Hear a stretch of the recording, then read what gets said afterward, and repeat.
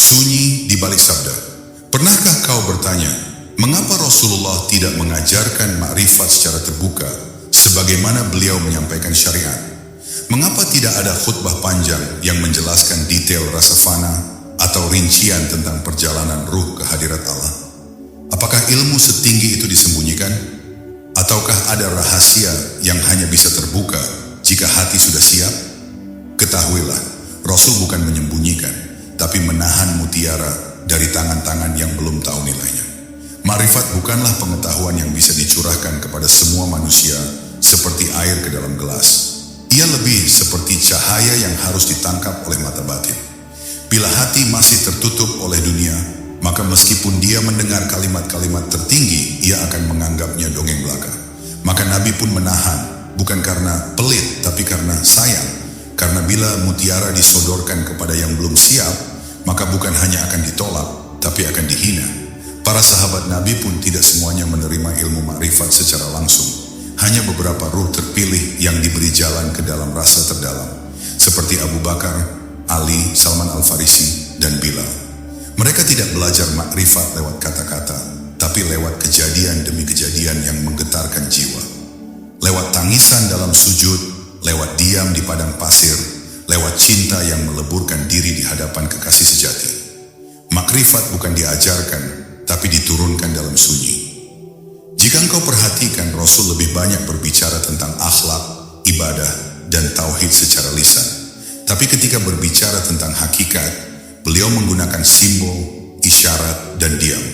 Pernah Rasul bersabda, ada satu ilmu yang jika aku sampaikan, kalian pasti akan memenggal kepalaku.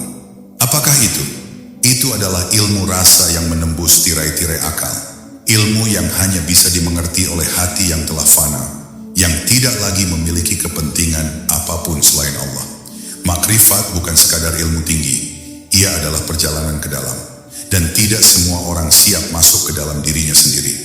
Karena untuk masuk, seseorang harus berani kehilangan nama, kehormatan, bahkan pikirannya.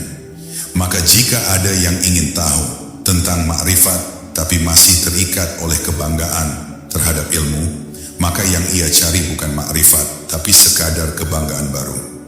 Disitulah kenapa Nabi memilih diam, daripada memberi sesuatu yang akan disalahpahami dan malah menyesatkan.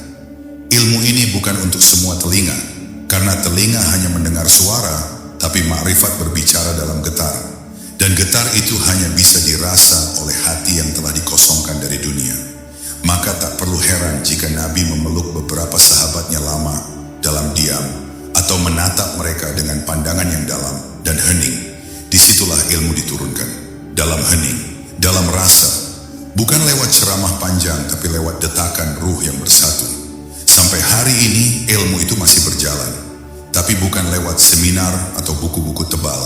Ia berjalan lewat para kekasih yang menyembunyikan diri di balik kerendahan. Mereka tidak mengaku tahu, tapi rasa mereka telah tembus ke hadiratnya. Mereka tak banyak bicara, tapi kehadiran mereka membuat jiwa orang lain gemetar. Itulah warisan Nabi yang paling dalam. Bukan hanya syariat yang lahir, tapi makrifat yang batin. Dan hanya hati yang dipilih yang bisa merasakannya.